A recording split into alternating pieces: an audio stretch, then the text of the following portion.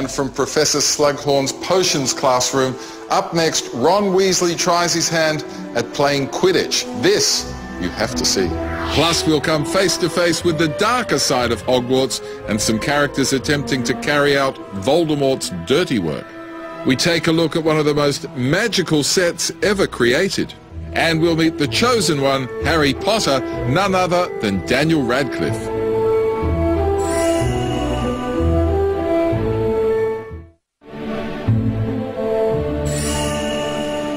As you can see, there's a new store here on Diagon Alley, Weasley's Wizard Wheezes. I reckon I'm the first muggle ever to go inside Fred and George's new store. Come on, let's go and have a look.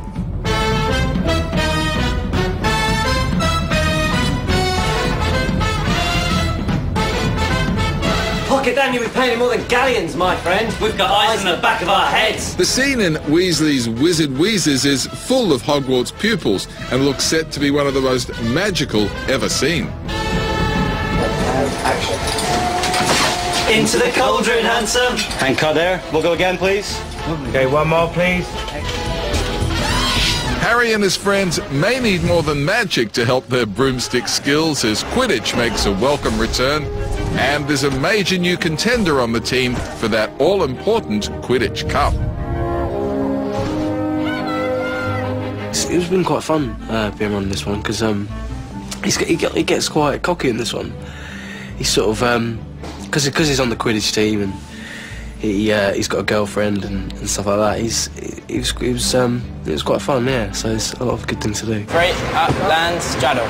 There you go.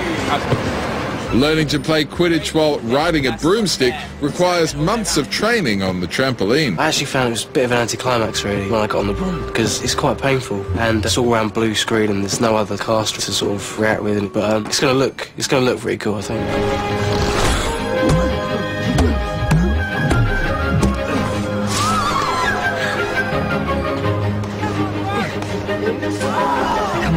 So what's in store for Harry in the 6th installment of the franchise? Let's ask the boy, fast becoming a man, Daniel Radcliffe. Harry finds this book at one point in the film and kind of becomes obsessed and addicted to this book, it's an old potions textbook, and it's got lots of scrawlings and writing inside it. Have you ever heard of this spell? Sectum Sempra? No, I haven't. And if you had a shred of self-respect, you'd hand that book in. Not bloody likely. He's top of the class. He's even better than you, Hermione. Slughorn thinks he's a genius. Oh.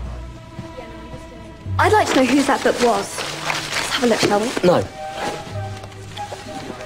Why not? The binding is fragile. The binding is fragile? Yeah.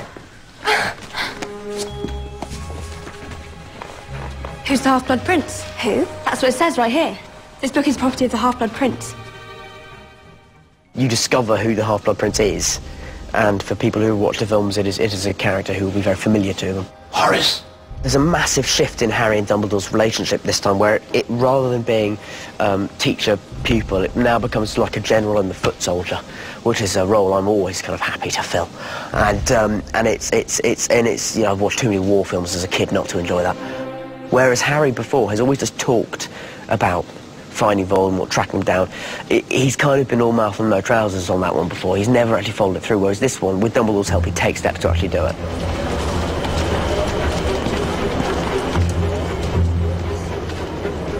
You've been reckless this summer, Harry. I like riding around on trains. It takes my mind off things. Oh, unpleasant to behold, isn't it? The tale is thrilling, if I say so myself. But now is not the time to tell us. Take my arm.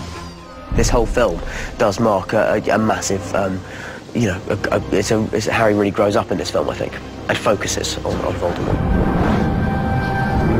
To help Harry uncover the truth, Dumbledore shows him an old memory of a time when he visited a young boy with strange powers. I must admit to some confusion upon receiving your letter, Mr. Dumbledore. In all the years Tom's been here, he's never once had a family visitor. There have been incidents with the other children, nasty things. Tom, you have a visitor. How do you do, Tom?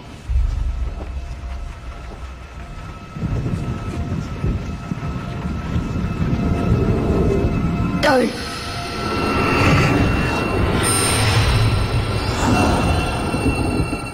Coming up, more of our exclusive journey inside Hogwarts as we check out the making of Harry Potter and the Half-Blood Prince. We'll discover what's troubling Draco Malfoy.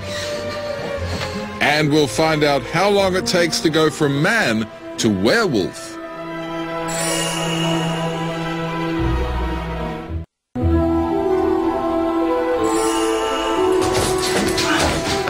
In Harry Potter and the Half-Blood Prince, Harry's magic may be maturing, but his longtime adversary, Draco Malfoy, is also coming of age.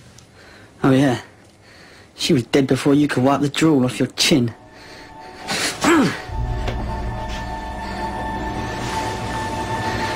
Enjoy the ride back to London.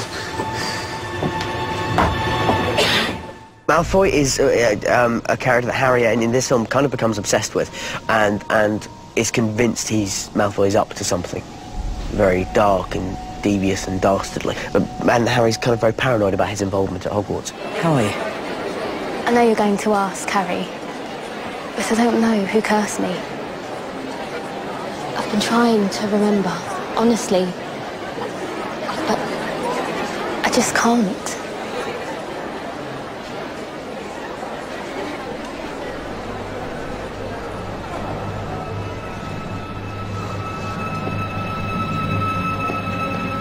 I think he's been quite a childish nemesis in years previous, but certainly in this film he gets a chance to up his enemy, up the ante, and certainly the enemy status between Draco and Harry. In many ways, this is Draco's film. I mean, this is probably the busiest you've seen today. Yeah, definitely. It's certainly the biggest thing to get my teeth sunk into, so to speak. The sets here are so realistic. You really do believe you're walking through some dingy, dark little alley in the back blocks of London. You never know who you're going to meet around here. The latest, greatest and scariest character we meet is half-man, half-werewolf, Greyback. Dave, how would you describe Greyback? A ferocious werewolf. He's a mercenary who wants his payment in flesh. He likes being a werewolf. He doesn't shun it, he doesn't hide when he's changing.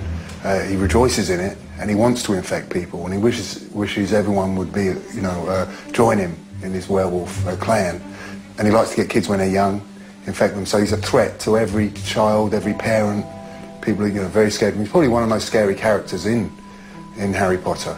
But every morning I come in here and it was about 3 hours. We've trimmed it down now. In fact, I just told them to hurry up and we get down to about 2 hours.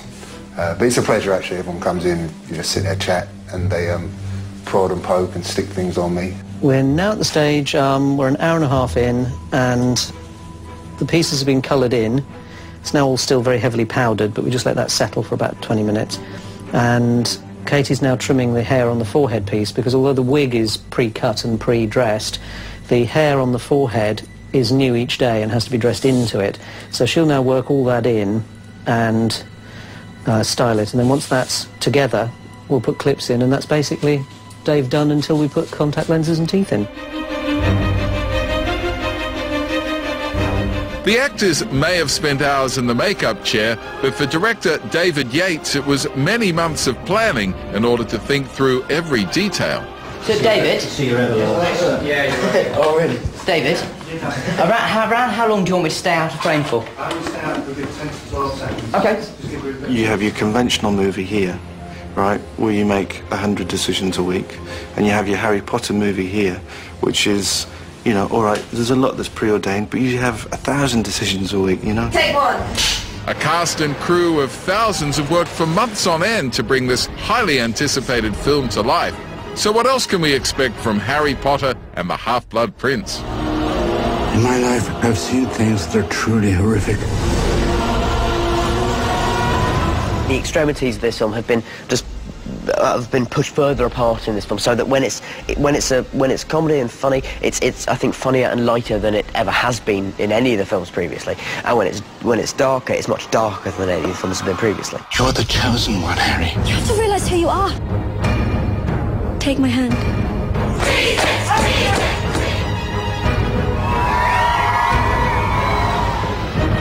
it should be very, very good, and it is very funny. And I think it's a humour that hopefully will translate to other ages rather than just the younger audience. One snapped in two, which was sad.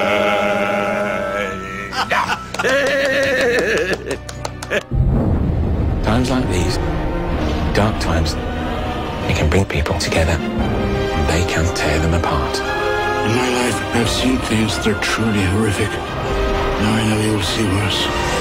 Without you, we leave the fate of our world to chance. You have no choice. You must not fail. It's over. Well, I trust you've enjoyed our exclusive look behind the scenes during the making of Harry Potter and the Half-Blood Prince. From the heart of Hogwarts, it's goodbye from me. Can't wait to see the movie.